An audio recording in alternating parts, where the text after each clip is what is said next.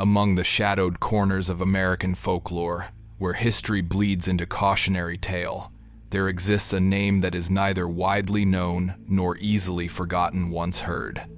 It belongs to a figure from the contested borderlands of the 1850s, a woman spoken of in whispers around campfires and in the hushed, backroom gossip of territorial outposts.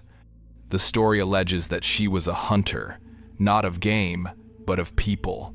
Her name was Lydia Dent, and the year was 1854. The tales claim she moved like a ghost through the tall-grass prairies and shadowed ravines, a solitary agent of a brutal, unsanctioned war, leaving a trail of death that was both denied by official accounts and grimly celebrated in the violent mythology of the frontier. If the stories that lie buried beneath the monuments of the past are the ones that call to you, and this is your first visit to our archives, consider subscribing to join this circle of inquiry and ensure no record is ever truly lost. The year 1854 was not a time of peace on the western fringes of the United States. It was a period of violent, inexorable expansion, a slow-motion collision between the westward-moving tide of settlement and the ancient, established territories of numerous Native American nations. The borderlands were not a clear, delineated line on a map.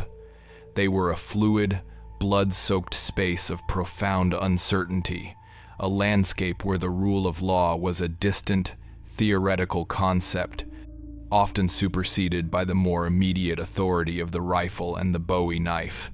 The air itself seemed thick with a volatile mixture of ambition and fear. It was a place where a man could reinvent himself, could carve a kingdom from the seemingly endless expanse of prairie, but it was also a place where a man, his family, and his entire life's work could be erased in a single, violent afternoon. The land itself was an active participant in this drama. It was a landscape of immense, intimidating scale, the sky a vast, indifferent canvas of the deepest blue. The wind was a constant presence, a ceaseless, sighing voice that swept through the tall grass, making it whisper and hiss with a sound like a restless ocean. It was a sound that could play tricks on the ear, that could turn the rustle of cottonwood leaves into the stealthy footstep of an unseen enemy. It was in this atmosphere of simmering paranoia and ambient violence that the first whispers of a new kind of terror began to circulate. The story did not emerge from any official dispatch or from the pages of a city newspaper. It was born in the transient, ephemeral communities of the frontier, the dusty, fly-blown way stations where wagon trains paused to rest their weary livestock, the smoky interiors of rudimentary taverns that served as the social and political hubs of nascent settlements, and most potently, around the flickering, hypnotic light of the nightly campfire. Here, under a canopy of stars so bright they seemed to press down on the earth, men would gather, their faces illuminated by the dancing flames, and they would trade stories. They spoke of the hardship of the trail, of the prospects for gold or good farmland, and always, inevitably, of the Indian troubles. Their talk was a litany of fears, some legitimate, many wildly exaggerated, all of them filtered through a lens of profound racial animosity. It was in these conversations that the name first surfaced, a strange and unsettling anomaly in the exclusively masculine world of frontier violence. They spoke of a woman. The details were always hazy, contradictory, and maddeningly vague. One account, passed from a freight hauler to a fur trapper, claimed she was a survivor of a raid, a woman driven mad by grief who had taken up her husband's rifle and sworn a terrible, solitary vengeance.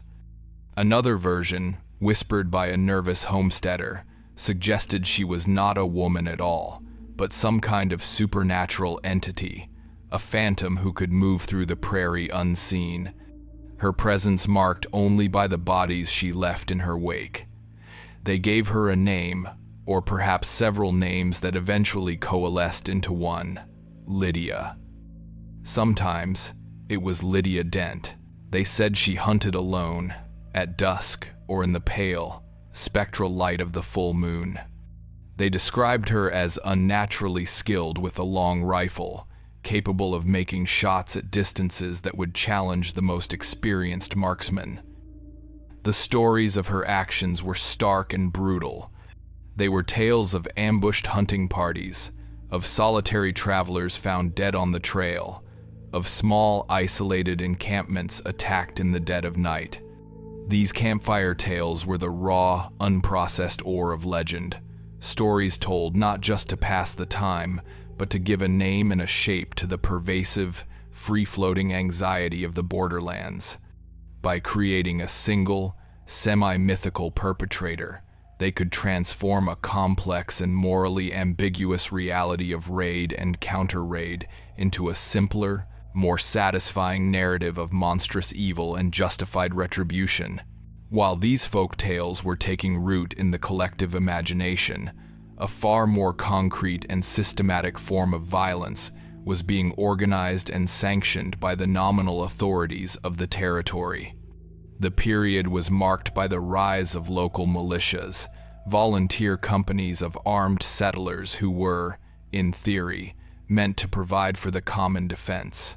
In practice, however, these groups often operated as little more than state-sanctioned vigilante posses. They were composed of farmers, merchants, and drifters, men who were united by a shared fear of their native neighbors and a shared desire for the lands they occupied. The muster of a militia was a common sight in the small, dusty towns that punctuated the vast emptiness of the prairie. It was a piece of civic theater, a public performance of masculine, martial readiness.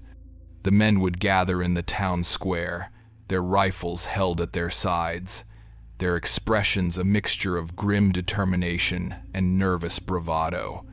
A local official, perhaps a justice of the peace or a self-appointed captain, would deliver a fiery, inflammatory speech, his words filled with lurid, unverified accounts of recent depredations. He would speak of the need to protect their women and children, to secure the future of their civilization against the forces of savagery. He would call for a punitive expedition, a swift and decisive blow that would teach the red man a lesson. This rhetoric did not exist in a vacuum. It was fueled by a political and social climate in which the humanity of the native population was being systematically erased. Territorial newspapers, often little more than single-sheet circulars printed on rickety, hand-cranked presses, were filled with editorials that dehumanized Native Americans, referring to them as wolves, vermin, or obstacles to progress. This constant drumbeat of hateful language created a moral environment in which violence became not only acceptable, but righteous.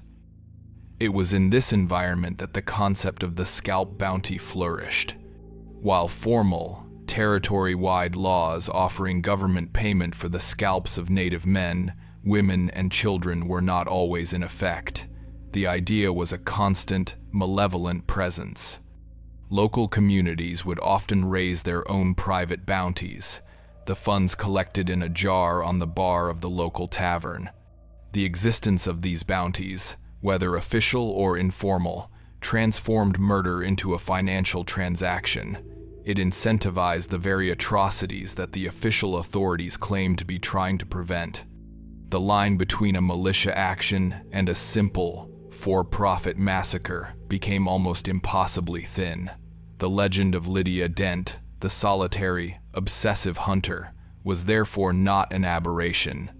It was the logical, if extreme, extension of the violent, genocidal logic that underpinned the entire project of westward expansion. She was the folk hero incarnation of a state-sanctioned policy. To truly understand how a story like this could take hold, one must enter the cramped, ink-stained world of the frontier press room. Imagine a small, stuffy room at the back of a general store. the air thick with the metallic smell of lead type and the chemical tang of printing ink. The editor of the local paper, a man we might call Silas, a man with ink-stained fingers and a perpetually worried expression, sits at a cluttered desk. His one small comfort is a collection of petrified wood, each piece carefully polished, a collection of time turned to stone. He is sifting through the week's dispatches, a collection of letters from distant subscribers, official notices from the territorial governor, and scribbled, semi-literate accounts of local happenings. His job is to assemble these disparate fragments into a coherent, compelling, and, most importantly, profitable narrative. He reads a letter from a homesteader in a remote valley, a frantic, paranoid account of shadows seen moving in the woods, of livestock gone missing. He then reads a dispatch from a militia captain, a bombastic, self-aggrandizing report of a successful punitive expedition, filled with vague euphemisms about routing the enemy and inflicting heavy losses. And then, he comes across something different. It is a letter from a traveler, a man who recently passed through a remote way station. The letter recounts the stories the man heard around the campfire, the whispers of a she-devil, a white squaw who was waging a one-woman war against the local tribes. The traveler admits that the stories are likely exaggerated, the product of fear and bad whiskey, but he recounts them with a breathless, sensationalistic flair. The editor, Silas, pauses. He cleans his spectacles with a small piece of chamois leather, a fastidious, delaying gesture. He understands the power of such a story. It is unique. It is terrifying. It is something that will be read and reread, a story that will be cut from his paper and passed from hand to hand until it disintegrates. To print it would be to traffic in rumor, to lend the authority of the printed word to what is likely nothing more than a ghost story. But it would also sell newspapers. It would also serve the broader political purpose of stoking the very fears that justified the militias and the land grabs. The decision he makes to set the story in type, to give the name Lydia Dent a new and more permanent kind of reality, is a small, quiet act with profound consequences. It is the moment when the oral tradition of the campfire is laundered into the seemingly objective truth of the historical record. This, then, is the crossroads where the episode of Lydia Dent resides. It is a story that exists in the murky, indeterminate space between documented atrocity and weaponized folklore. She is a figure composed of campfire whispers, editorial opportunism, and the very real, state-sanctioned violence that was the engine of the frontier. To ask whether she was a real person is, in some ways, to ask the wrong question. The terror she represented was real. The victims of the raids attributed to her were real. The climate of racial hatred that made her story not only believable but celebrated was real.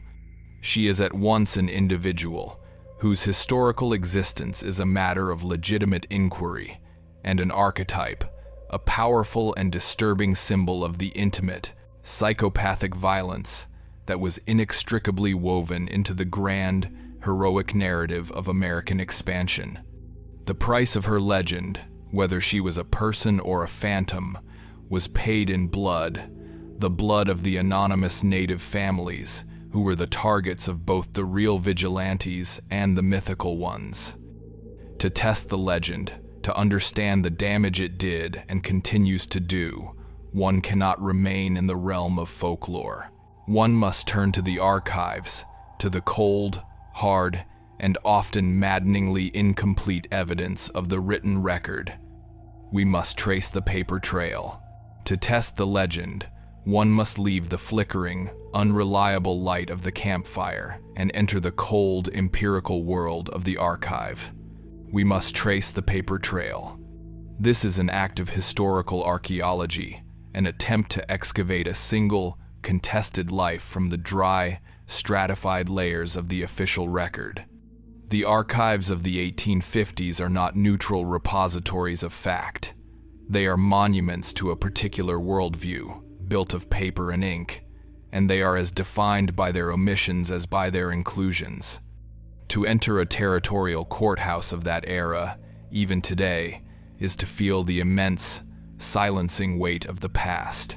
Imagine a basement room, the air still and cool, smelling of damp stone, decaying paper, and the faint, metallic scent of forgotten legal disputes. Sunlight, thick with dust motes, struggles through a high, grimy window, falling upon rows of heavy, leather-bound ledgers. It is here, in the spidery, handwritten script of clerks and census takers, that the search for Lydia Dent must begin. The first and most logical place to look is in the census rolls. The 1850 territorial census, and the various state and county enumerations that followed, were ambitious attempts to impose a grid of knowledge upon a chaotic and fluid population. The census taker, a man we might imagine named Phineas, a part-time surveyor with a persistent cough and a fastidious, almost artistic handwriting, was tasked with an almost impossible mission. He traveled on horseback through vast, sparsely populated districts, his saddlebags filled with blank forms and a bottle of ink that was perpetually in danger of either freezing or drying out.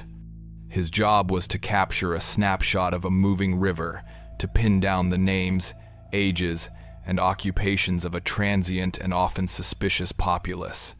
The records he produced, for all their appearance of official certainty, are riddled with the ghosts of his compromises and failures. Names are misspelled based on phonetics, ages are guessed, entire families, living in remote, inaccessible valleys, or having moved on between the day of his visit and the day the records were bound, are simply absent. Running a finger down the brittle, foxed pages of the 1854 county ledger, the search for the name Dent begins. The ink, once a bold, assertive black, has faded to the color of rust. The paper is so fragile that it threatens to crumble at the slightest touch. Page after page reveals the familiar litany of the frontier. Farmers, blacksmiths, laborers, and their wives and children, their lives reduced to a single line of script. And then, a possible match appears.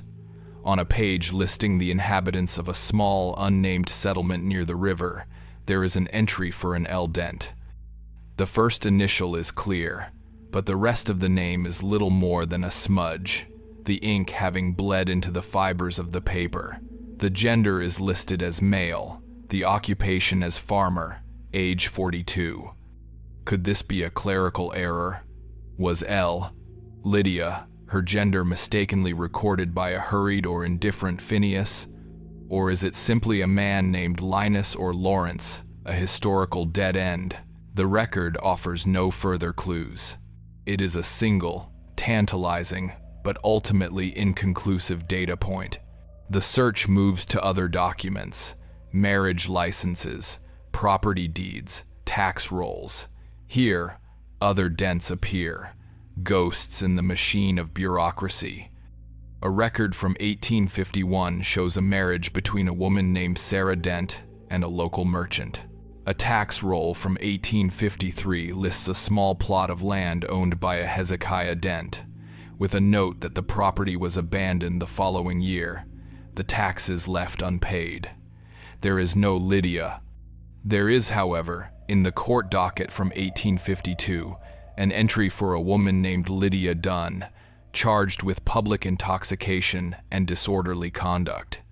The record states that the charges were dismissed. Could Dunn be a misspelling of Dent? Was this her, a woman already at odds with the limited social strictures of the frontier? The silence of the archives is maddening. A woman like Lydia Dent, if she existed as the legend describes her, would have lived at the margins of this official world. As a woman, her legal and economic identity was largely subsumed by that of her husband or father. She would not have appeared on a deed or a tax roll unless she was a widow, a fact that would likely have been noted. The census did not have a column for hunter or vigilante. Her skills with a rifle, her knowledge of the land, her capacity for violence. These were not the metrics that the state was interested in recording. The census was a tool for counting potential taxpayers and soldiers. The court docket was a tool for punishing deviance from a narrow social code. Neither was designed to capture the life of a woman who so radically defied those categories. The absence of a clear and unambiguous Lydia Dent in these official documents is not proof that she did not exist. It is proof that the official record was not built to see her. Frustrated by the silences of the ledgers, the search must turn to the more loquacious, if equally unreliable, world of the territorial press. The local newspapers of the 1850s, housed now in climate-controlled archival boxes, were the primary instruments for shaping public opinion. To handle one of these papers is to feel the texture of the past. The paper is rough, made from rag pulp, the print slightly uneven, the impression of the lead type still faintly visible. These were not objective chronicles of events. They were weapons, propaganda sheets that advanced a clear and unwavering political agenda, the complete and total subjugation of the native population and the seizure of their land. The language they employed was the essential lubricant for the machinery of violence. Week after week, their columns were filled with a rhetoric of systematic dehumanization. The local tribes were never referred to as people or as nations. They were savages, redskins, fiends, or, most commonly, vermin. This linguistic choice was a strategic one. It transformed the act of killing from murder into a form of pest control, a necessary and unpleasant task of civic hygiene. An attack on a settler family was never just an attack. It was a massacre, an atrocity, a butchery. The articles would linger on the gruesome, often fabricated, details, their prose a lurid and sensationalistic catalog of horrors designed to inflame the passions and justify the most brutal of reprisals. The editor of a paper like the Territorial Pioneer, our man Silas, would have seen himself not as an instigator, but as a public servant. He was, in his own mind, a lonely voice of civilization on the savage frontier, his hand-cranked press a bulwark against the forces of chaos. When he wrote an editorial calling for the formation of a new militia company to deal with the Indian problem once and for all, he was not, in his view, calling for a race war. He was simply advocating for the safety and security of his subscribers. He would fill his pages with stories that reinforced this narrative. A stolen horse became evidence of a vast and coordinated conspiracy.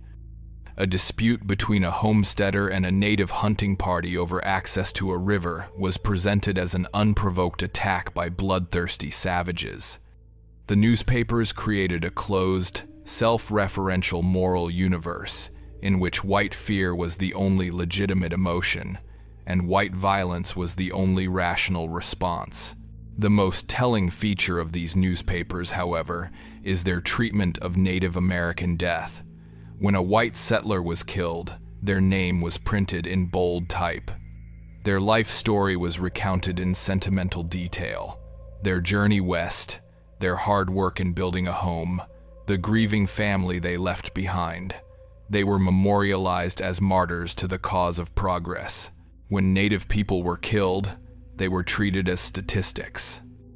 A report from a militia captain might conclude with the chillingly casual statement that 12 hostiles were dispatched or eliminated.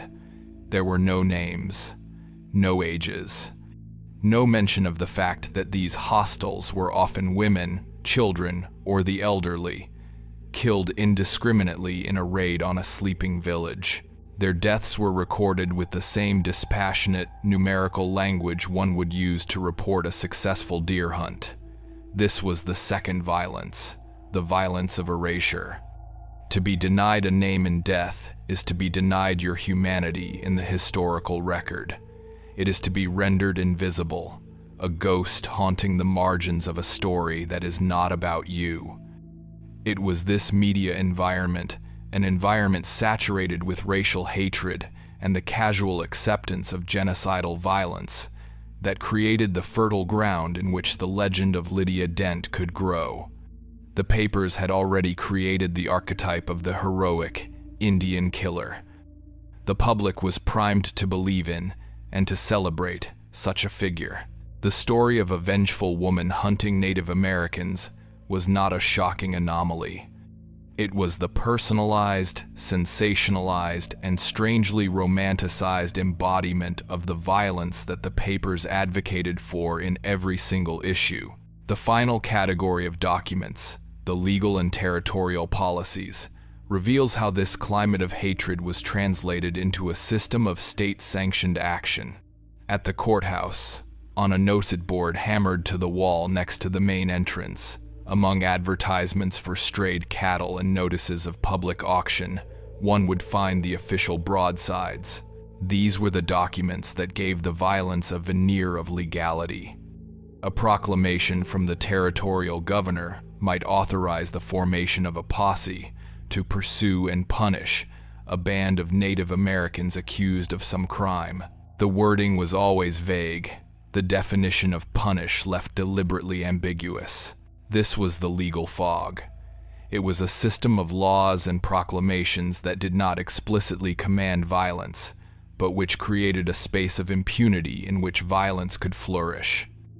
A sheriff or a militia captain, armed with such a document, could operate with near total freedom, his actions retroactively justified as being in the service of the state. The most brutal and explicit manifestation of this policy was the bounty system. While a formal, territory-wide bounty might not always have been in place, the practice was endemic at the local level.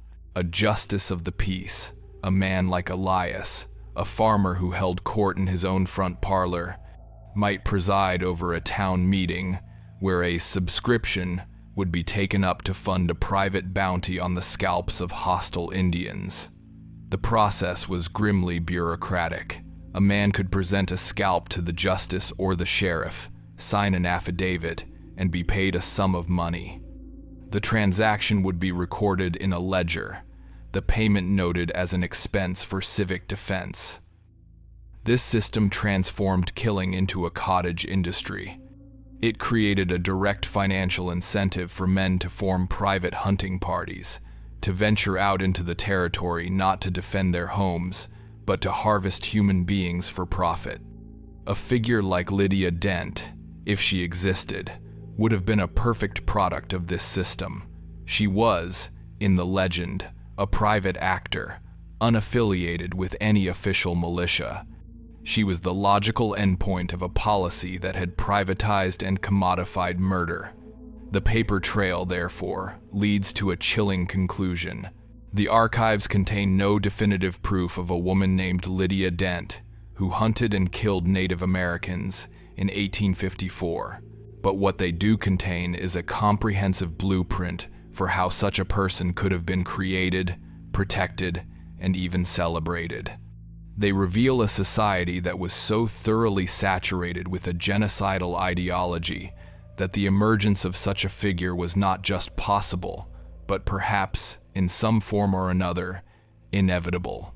If the records are thin on the person, they are thick on the pathology.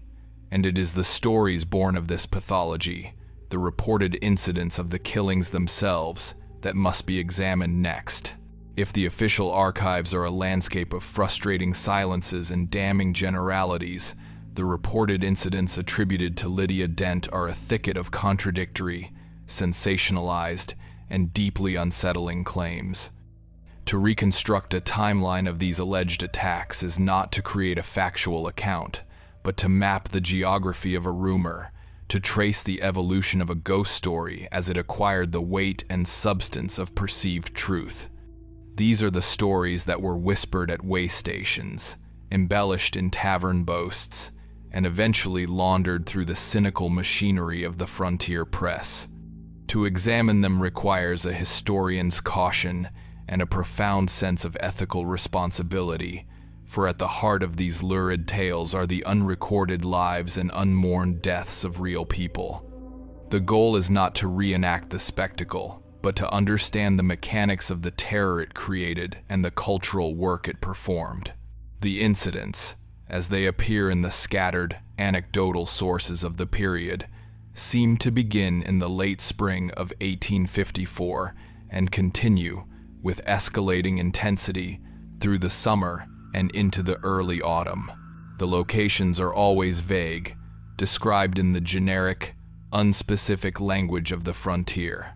A shallow ravine 10 miles east of the river crossing, a stand of cottonwoods near a dry creek bed, a remote trail that led to a high plateau. This geographic imprecision was part of the story's power. It allowed the threat to be everywhere at once. Any ravine, any stand of trees, could be the place where she might strike. She was not a fixed, located enemy, but a free-floating, ambient menace that could haunt any traveler's journey, any homesteader's lonely night. The timeline begins with stories of what might be called warnings or territorial markings. A lone native hunter, a man from a local tribe that had, until that point, maintained a fragile but functional peace with the nearby settlers, would be found dead. The body would be discovered not by a posse, but by his own family or by other members of his hunting party. The nature of the death would be deeply unsettling. He would have been killed from a great distance by a single, expertly placed rifle shot. There would be no signs of a struggle, no tracks other than his own. His weapons would be untouched, his possessions undisturbed. The only thing taken would be a single lock of his hair, a small, chillingly intimate trophy. These initial incidents were isolated, separated by weeks and by many miles. They were just strange enough to be noteworthy, to become a topic of conversation in the local settlements. The detail of the single rifle shot, fired from an unseen location, began to build the myth of a hunter of preternatural skill, a marksman of almost supernatural ability. The detail of the lock of hair was even more potent. It was not a scalp, the brutal but familiar currency of the bounty hunter. It was something more personal, more obsessive. It suggested a motive that was not financial, but deeply, pathologically personal. It was the signature of a killer who was not just performing a job, but who was engaged in a kind of private, ritualistic war. It was these details that began to separate these killings from the more common, if no less brutal, violence of the frontier. This was not the work of a militia, with its chaotic volleys of gunfire and its wholesale slaughter. This was the work of a patient, solitary, and highly skilled predator. As the summer wore on, the nature of the reported attacks began to change. The targets became more audacious. The legend escalated. One story, which appeared in a letter to the editor of a territorial newspaper, described an attack on a small, temporary encampment of 3 or 4 native families who were gathering roots and herbs near a river. The letter writer, a man who claimed to have been surveying land nearby, said he heard a series of rifle shots, spaced several minutes apart. He took cover, fearing he had stumbled upon a major raid, but the attack was strangely silent, punctuated only by the crack of the rifle. When he finally ventured out to investigate, hours later, he claimed to have found the camp deserted, but for the bodies of 3 men, each killed with a single shot. The women and children were gone. There were no signs of a struggle, no evidence that the camp had been looted. It was as if the inhabitants had been selectively, methodically culled. The letter writer ended his account with a chilling flourish. He claimed that as he was leaving the scene, he glanced back and saw, for a fleeting moment, a figure on a distant ridge, a figure that he swore was not a man, watching him. It was stories like this that began to solidify the myth of Lydia Dent. The selective targeting, the focus on men, the almost surgical precision of the attacks. All of it contributed to the growing legend of a vengeful widow, a woman who was reenacting the loss of her own family by destroying the families of her enemies. The fear that these stories generated within the local native communities was profound and paralyzing. The threat was invisible, unpredictable, and seemingly unstoppable. A man could no longer go out to hunt for his family without the fear that he was being watched, that he was being stalked through the very landscape that had been his people's home for centuries. The psychological impact was devastating. The attacks, whether real or exaggerated, served to disrupt the fundamental patterns of their lives. They sowed suspicion and discord. They made the familiar, sustaining world of the forest and the prairie feel alien and menacing. The stories were a form of terrorism, a weapon designed to break the will of a people, to make them feel that there was no safe place left for them in their own land. It is crucial to note that the indigenous perspective on these events is almost entirely absent from the written record.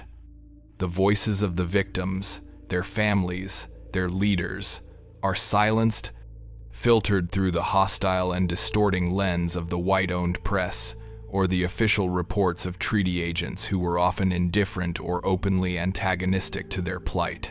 Occasionally, a fragment of their experience breaks through. One such fragment can be found in the transcribed testimony of a tribal elder, a man named Longbear, who was part of a delegation that traveled to the territorial capital to protest the escalating violence. The transcription was made by a government clerk, a man who likely did not speak Longbear's language and who was relying on a translator of questionable skill and loyalty. Despite these layers of mediation, the elder's voice, a voice of profound grief and weary anger, can still be heard. Longbear did not speak of a woman named Lydia Dent. He spoke of a ghost or a shadow that was haunting his people. He did not describe a single perpetrator, but a new and terrifying kind of warfare. He said that his people were being hunted like animals. He told the territorial governor that his hunters were afraid to leave the village, that his women were afraid to gather wood. He said that the treaties they had signed, the promises of peace and protection that had been made, were meaningless. He spoke of the specific men who had been killed, giving their names, describing their families, trying to force the governor to see them not as nameless, faceless hostiles, but as human beings. The governor's official response, a letter that is preserved in the territorial archives, is a masterpiece of bureaucratic indifference. He acknowledged the elders' concerns and promised a full investigation. He then went on to say that the violence was likely the result of intertribal warfare, or that it was being perpetrated by lawless elements from both sides. He made no mention of the militias, the bounties, or the systematic campaign of terror being waged against Longbear's people. The indigenous testimony was heard, recorded, and then utterly ignored. The official record had once again chosen its narrative, a narrative that absolved the settler community of any responsibility. The legend of Lydia Dent reached its apogee in the early autumn of 1854 with a story that was more audacious and more overtly mythical than any that had come before. This was the tale of the attack on the peace delegation. According to the most common version of this story, a small group of native leaders, men who were known to be advocates for peace and accommodation, were traveling under a flag of truce to a pre-arranged meeting with a United States Army officer. They were ambushed in a narrow pass. The details of the attack were, by now, familiar. A series of expertly placed rifle shots from a hidden position, a swift and lethal engagement that left no survivors. But this story had a new element. A single witness, a young Army scout who had been sent ahead to meet the delegation, claimed to have seen the attacker. He described a figure dressed in buckskins, their face obscured by shadows, who, after firing the final shot, calmly reloaded their rifle, and simply walked away, disappearing into the rocky landscape. The scout, when pressed by his commanding officer, reportedly said that the figure moved with a strange fluid grace, a movement that was not, he felt, the movement of a man. This incident, whether it happened as described or not, was the story that cemented the legend. It was reprinted in newspapers across the territory, and even in some of the sensationalistic penny press papers in the eastern cities. It transformed Lydia Dent from a local boogeyman into a figure of national notoriety. She was now not just a vengeful widow, but a kind of righteous, avenging angel of the frontier, a woman who was single-handedly holding the line against the forces of savagery, a woman who was willing to do the dirty, necessary work that the official government was too timid to undertake. The story served as a powerful piece of propaganda. It suggested that even the peaceful Indians could not be trusted, that their overtures of diplomacy were merely a ruse. It justified the rejection of treaties and the continued campaign of extermination. It answered the pleas of men like Longbear with a final, brutal narrative in which they were the architects of their own destruction. The question of what actually happened in that pass, of who truly killed those men, became irrelevant. The town, the territory, and to some extent, the nation, now had the story they needed to believe. And the reaction that this story, and all the stories that preceded it, provoked in the community would become a second, and in some ways more devastating form of violence. The stories of Lydia Dent, now amplified and given a veneer of legitimacy by the territorial press, did not remain in the realm of folklore. They became a catalyst, a spark that ignited the dry tinder of the settlers' collective fear and transformed it into a blaze of organized, indiscriminate violence. The legend, whether based on a real person or not, became a tool, a justification for a brutal crackdown that would sweep up hundreds of uninvolved native people and fundamentally alter the balance of power in the region. The community's reaction was not a spontaneous eruption of mob justice, but a carefully orchestrated campaign, a second violence that was, in many ways, more devastating than the isolated attacks attributed to the Phantom Hunter. It was a transition from the fear of a single, spectral killer to the organized terror of a state-sponsored purge. The process began in the halls of local power, in the hastily convened emergency meetings of town councils and citizen committees. Imagine a courtroom, not during a formal trial, but at night, the room lit by a handful of flickering, smoky oil lamps. The town's leading citizens are gathered: the justice of the peace, the militia captain, the owner of the general store, the editor of the local newspaper. The air is thick with the smell of stale tobacco and righteous indignation. The official subject of the meeting is public safety. The real subject is the consolidation of power. The story of the attack on the peace delegation is the centerpiece of the discussion. It is presented not as a rumor, but as a confirmed fact, an irrefutable act of treachery that abrogates all previous agreements and treaties. The editor, our man Silas, reads from his own sensationalized account of the incident, his voice filled with a self-important gravity. The militia captain, a man we might call Beauregard, a man whose only military experience was in chasing off stray cattle, but who carried himself with the bearing of a Roman general, pounds his fist on a table and declares that the time for talk is over. He calls for a swift and decisive response, a show of force that will pacify the territory once and for all. These meetings were a form of political theater, designed to create a consensus for a course of action that had already been decided upon. Any voice of caution, any suggestion that the stories might be exaggerated or that a campaign of collective punishment would be unjust, was shouted down as cowardice or, worse, as treasonous sympathy for the enemy. The outcome of these meetings was always the same. the declaration of a state of emergency, the formal mustering of the county militia, and the drafting of a series of punitive proclamations. These were the instruments that would give the subsequent violence a cloak of legality. Curfews were imposed, not on the white settlers who were actually perpetrating the violence, but on the native population. Any Native American found outside the bounds of their designated, and often barren, reservation lands after sundown was to be arrested, or, if they resisted, shot. The right of posse comitatus was invoked, giving any white citizen the authority to form an armed posse and hunt down suspects. The territory was effectively turned into a free fire zone, where the act of being a native person in the wrong place at the wrong time became a capital offense. The muster of the militia was a public spectacle, a ritual designed to transform the community's fear into a sense of shared, martial purpose.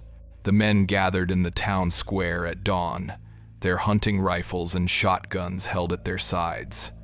They were a motley collection, grim-faced farmers whose crops were failing, restless young men hungry for adventure and status, and a handful of genuine ideologues who truly believed they were engaged in a holy war.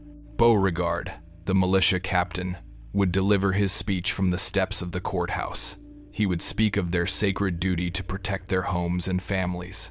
He would invoke the name of Lydia Dent, not as a criminal, but as a kind of folk hero, a symbol of the righteous anger that they all felt. He told them that she had shown them the way, that her solitary struggle was now their collective cause. By co-opting her legend, he transformed a phantom into a recruiting poster, a mythical justification for a very real and brutal campaign. The men would cheer, their individual anxieties momentarily forgotten in the intoxicating rush of collective power. They were no longer just a collection of frightened farmers. They were an army. The raids began that same week. They were not targeted, intelligence-driven operations. They were brutal, indiscriminate sweeps through the lands that the local tribes still inhabited. A typical raid would begin before dawn. The militia, a company of 30 or 40 men on horseback, would surround a small, sleeping village of bark and hide lodges. At the first light of day, they would charge in, their guns firing. The purpose of these raids was not to find a specific perpetrator or to investigate a specific crime. The purpose was terror. They would round up the inhabitants, primarily women, children, and the elderly, as the younger men were often away on hunting expeditions. They would ransack the lodges, destroying food supplies, smashing pottery, and confiscating any weapons they could find, which usually amounted to a few old hunting bows and skinning knives. The people themselves were treated not as prisoners of war, but as captured livestock. They were bound and herded together, their pleas and cries met with blows from rifle butts.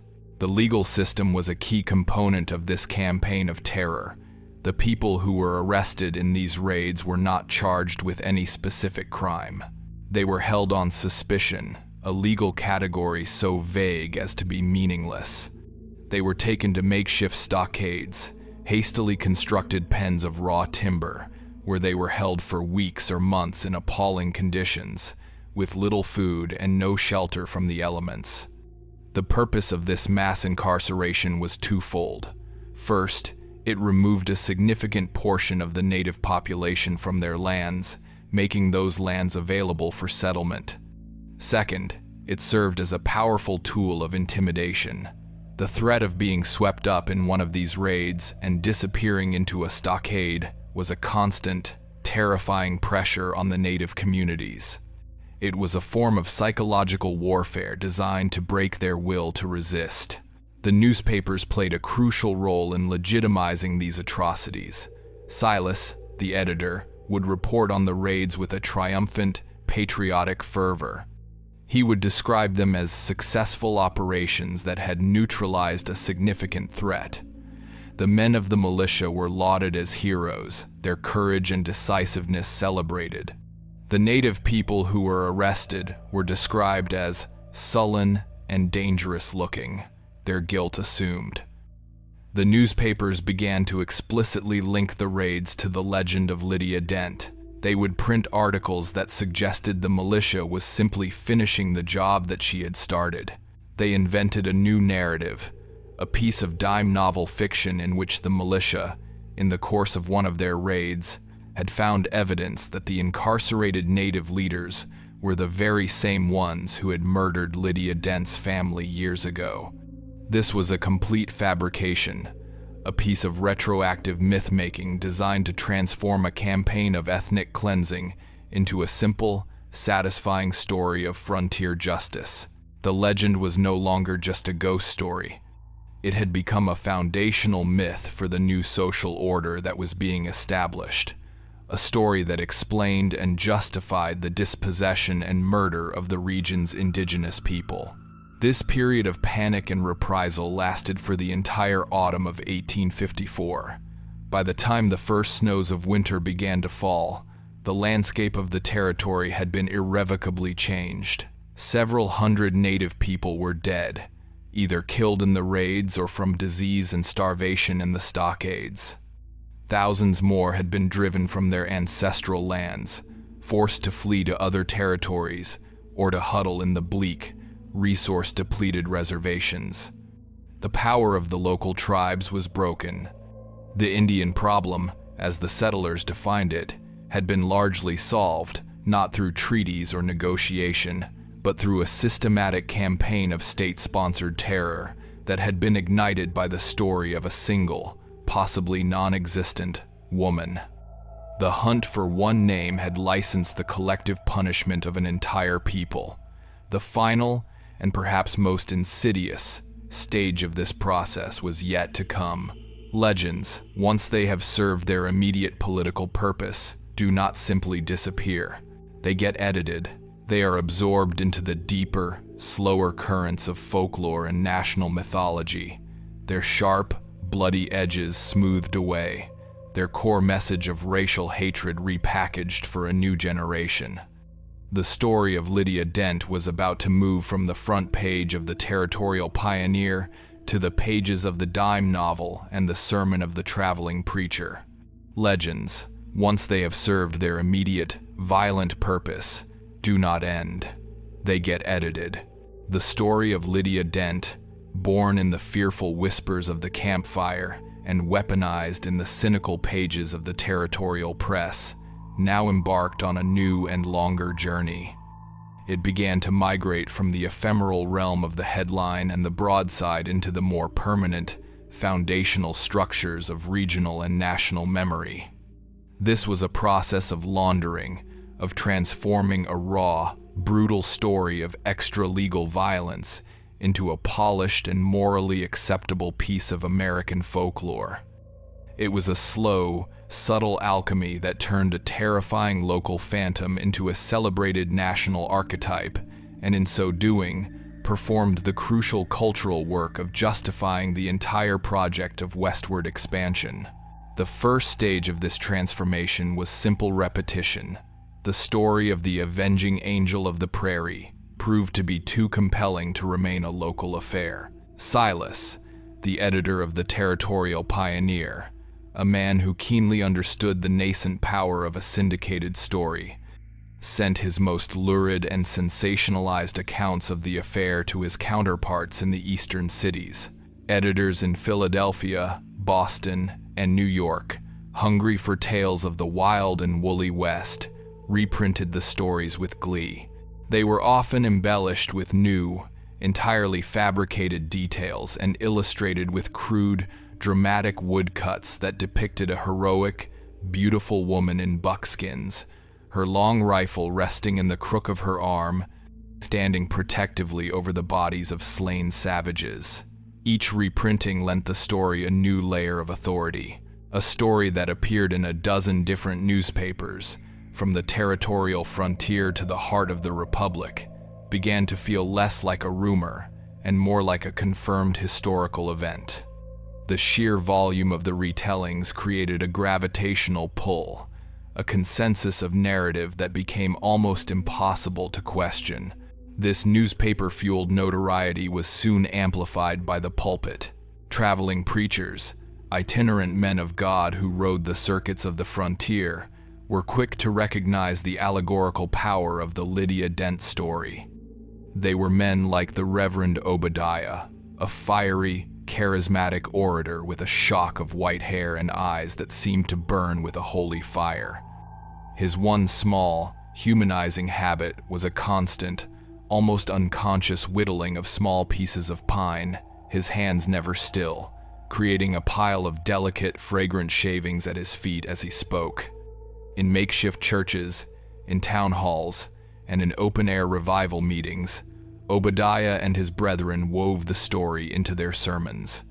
Lydia Dent was transformed into a figure of biblical significance, a modern-day Jael or Judith, a righteous woman chosen by God to be an instrument of his divine wrath against the heathen.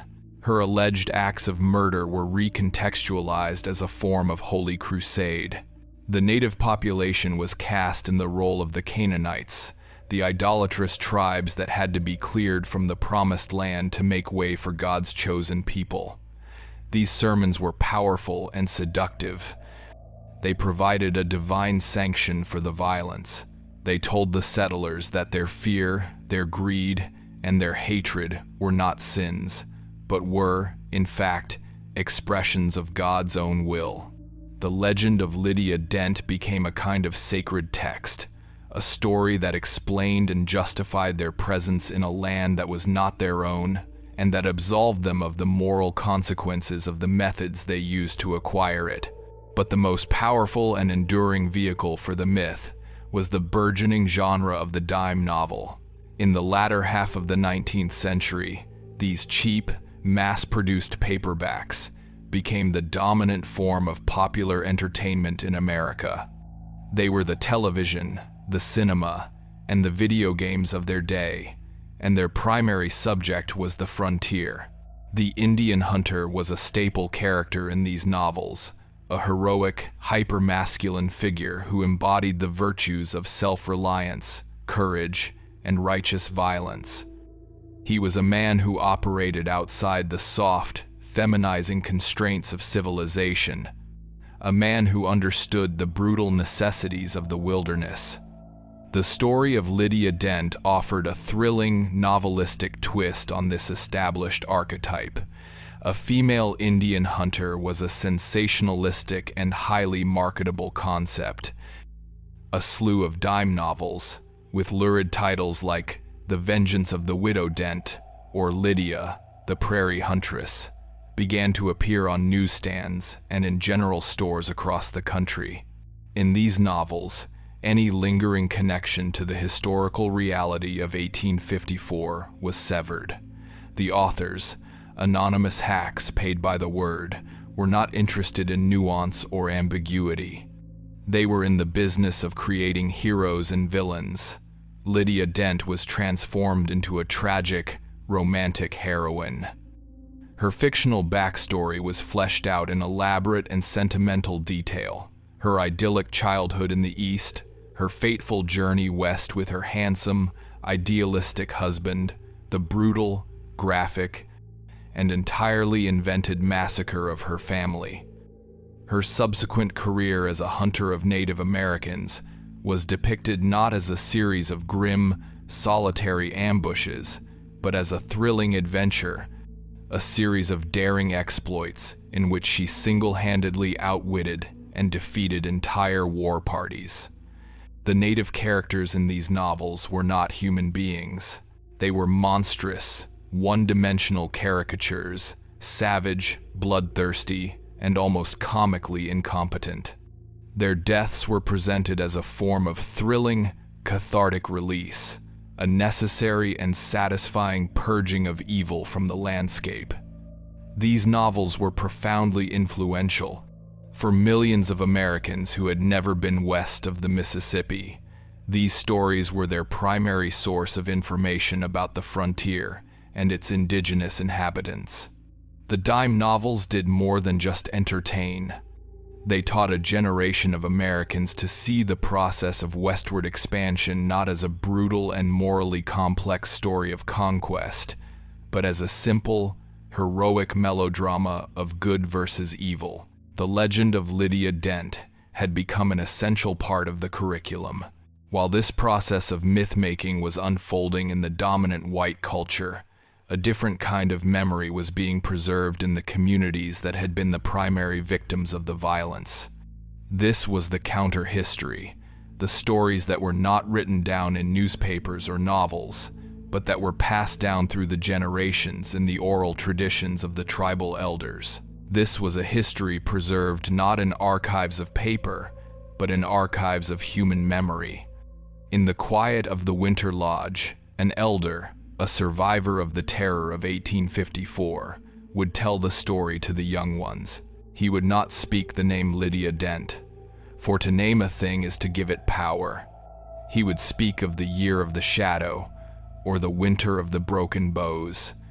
He would not speak of a single, heroic villain, but of a time of great fear and confusion, a time when the world had been turned upside down.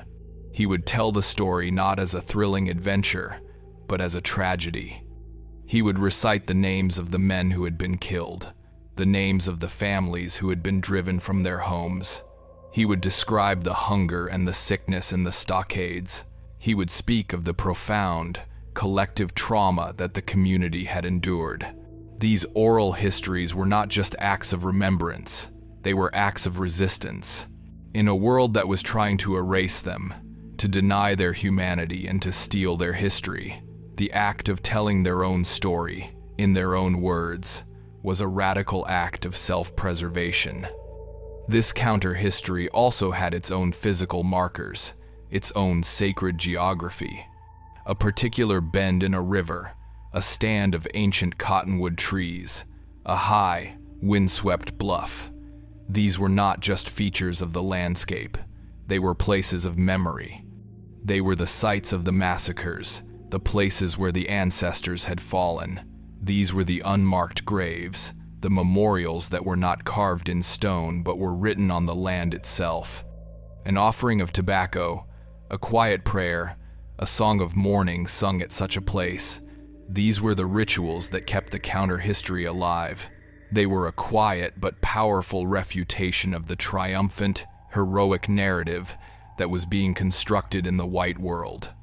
The story of the year of the shadow and the story of Lydia, the prairie huntress, were two profoundly different ways of remembering the same set of events. One was a story of heroic conquest. The other was a story of genocidal trauma. One was a legend designed to justify a nation. The other was a history designed to preserve a people. Who, then, benefits when an individual is turned into a symbol? In the case of Lydia Dent, the answer is clear. The settlers benefited because her story justified their seizure of the land. The politicians benefited because her story provided a populist rationale for their policies of ethnic cleansing. The newspaper editors and the dime novelists benefited because her story was a commodity that could be sold for a profit. The nation as a whole benefited because her story was a powerful and seductive piece of propaganda, a myth that helped to obscure the brutal realities of its own creation. The legend of Lydia Dent was not just a story, it was a tool, a weapon, a piece of cultural machinery that performed the essential work of transforming a violent, unjust, and often chaotic process of conquest into a clean, simple, and heroic national epic. It reframed the central shock of the title, the image of a woman who hunted and killed other human beings, into a study in propaganda and erasure. The story is a demonstration of how a society can choose to remember its own past, and how that choice can become a second, and in some ways more enduring, form of violence. The question that remains, the question that we, as inheritors of this complex and often brutal history, must face, is what do we do with a story like this now? How do we reckon with a legend that is so deeply entangled in the very fabric of our national identity? And so, we arrive at the difficult, necessary work of reckoning. What do we do with a story like that of Lydia Dent? How do we, from the relative safety of the present, handle a historical narrative that is so thoroughly contaminated with myth, propaganda, and the profound, silencing trauma of its victims? To conclude this investigation is not to solve a mystery or to deliver a final, definitive verdict on the existence of a single person. It is to propose a framework for responsible remembrance, a way of telling a brutal story that does not perpetuate the harms of the past, but instead seeks to understand and, in some small way, repair them. The final task is to separate the knowable from the unknowable, to center the voices that were erased, and to establish a set of principles for how we approach these violent histories, so that our telling of the story does not become a final, posthumous victory for the aggressors. First, we must draw a firm and unwavering line between what we can say with historical confidence and what remains in the realm of unprovable, if powerful, legend. After a thorough examination of the available archives, we can state with a high degree of certainty that the official record contains no definitive, unambiguous proof of the existence of a woman named Lydia Dent who, in the year 1854, single-handedly hunted and killed Native Americans in the manner described by the folklore. The census rolls are silent. The court dockets are ambiguous. The property deeds bear no such name. She exists in the paper trail only as a phantom, a name whispered in the second-hand accounts of travelers and given form and substance by the sensationalistic prose of newspaper editors.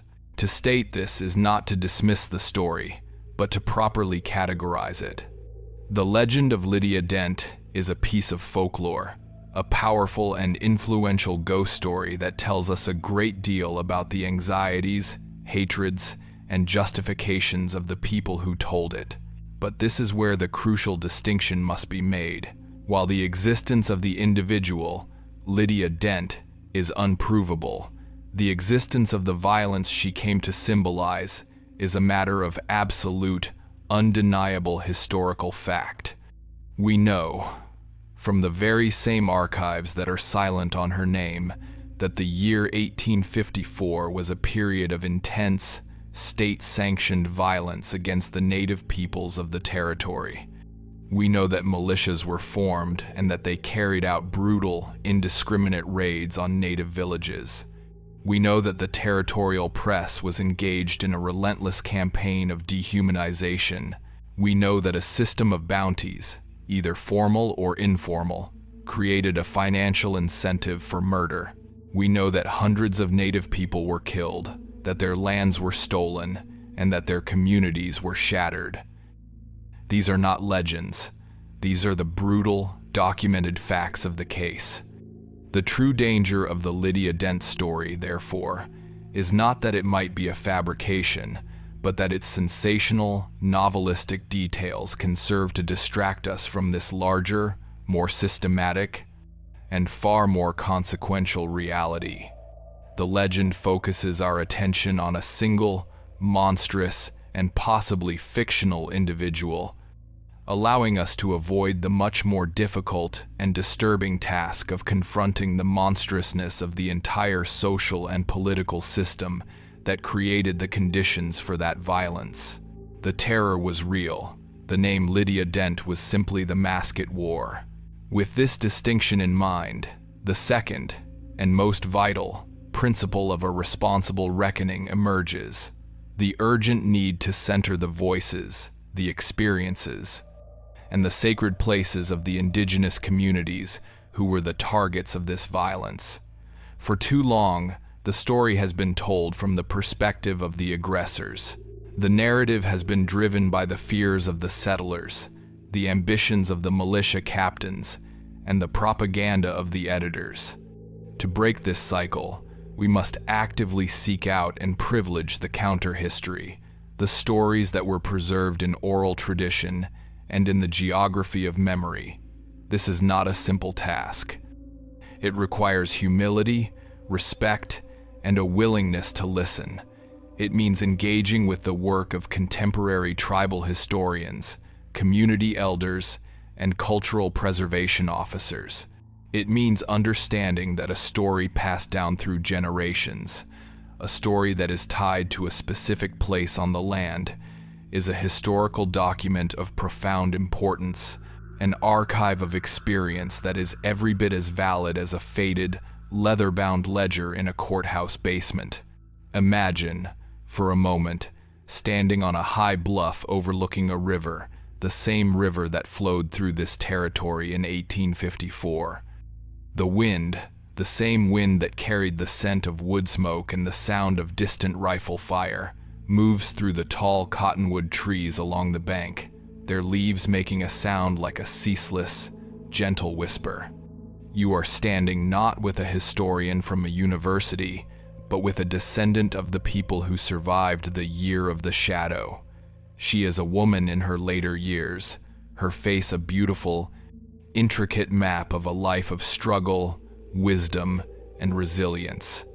Her one quiet, personal ritual is the gathering of smooth, flat stones from the riverbank, each one representing a story she carries. She does not point to a specific spot. Instead, she gestures to the entire landscape, the river, the trees, the prairie stretching to the horizon. She explains that this whole area is a place of memory. She says that down there, by that bend in the river, was a winter camp where her great-great-grandmother was a child. She explains that it was here, on this very bluff, that the women of the village would come to watch for the return of the hunting parties. And she explains that it was here, in this beautiful, life-sustaining place, that the raids occurred, that the shadow fell. Her telling of the story is not filled with sensational details of a phantom huntress. It is a story of loss. She speaks the names of the families who were taken. She describes the specific, vital knowledge that was lost when an elder was killed, the knowledge of a particular plant for medicine, the words to a sacred song, the details of a family lineage. She is not just recounting a historical event. She is bearing witness to a profound, generational trauma. To stand in that place, to listen to that voice, is to understand the history in a way that no written document can ever convey. It is to understand that this is not a ghost story. It is a story of a haunted people and a haunted land. This leads us to the final principle, the need to develop an ethics of telling, a set of guidelines for how we narrate these violent histories in a way that lessens, rather than increases, the harm in our own time. First, we must name the systems, not just the actors. The story is not about Lydia Dent. It is about settler colonialism, a system that required the violent removal of indigenous people to function. It is about the legal and political systems that created a culture of impunity for white violence. It is about the media systems that manufactured consent for ethnic cleansing. By focusing on these larger forces, we move away from the simplistic, misleading narrative of individual heroes and villains. Second, we must always acknowledge the bias of the archive. We must teach ourselves and others to read the silences, to ask what is not being said, whose voice is missing. We must treat the official record not as a source of objective truth, but as a piece of evidence that reveals the worldview and the priorities of the people who created it. Third, and most importantly, we must rigorously refuse to make the story a spectacle. We must resist the temptation to linger on the graphic details of the violence, to turn the suffering of others into a form of thrilling, macabre entertainment. Our goal as historians, as storytellers, and as responsible citizens is not to haunt our audience with images of violence, but to haunt them with the profound, irreducible fact of a life that was unjustly taken. We must prioritize the humanity of the victim over the monstrousness of the perpetrator. So, how do we tell this brutal story? We tell it by acknowledging its uncertainty, by making a clear distinction between the phantom and the real, documented atrocities. We tell it by turning our attention away from the imagined figure of the huntress and toward the real, named victims of the violence. We tell it by listening to the descendants of the survivors, by honoring their places of memory, and by respecting the power and validity of their oral histories. We tell it by analyzing the systems of power and propaganda that made the violence possible. We tell it, in short, not as the story of Lydia Dent, but as the story of the people and the land that were victimized by the terrible, violent legend that was created in her name. By doing so, we disarm the myth. We take away its power to justify, to obscure, and to entertain. We transform it from a piece of American Gothic folklore into a powerful and necessary lesson about the nature of historical memory, the mechanics of systemic violence, and our shared, ongoing responsibility to tell the stories of our past with honesty, with courage, and with a profound and abiding respect for the dead. The record on the legend of Lydia Dent is now complete, and your thoughtful attention through its most difficult passages is a meaningful act of witness. If you have just discovered our work, subscribe to the Blaspheme Archive so you are present when the next file is unsealed, and tell us in the comments how this history has settled with you.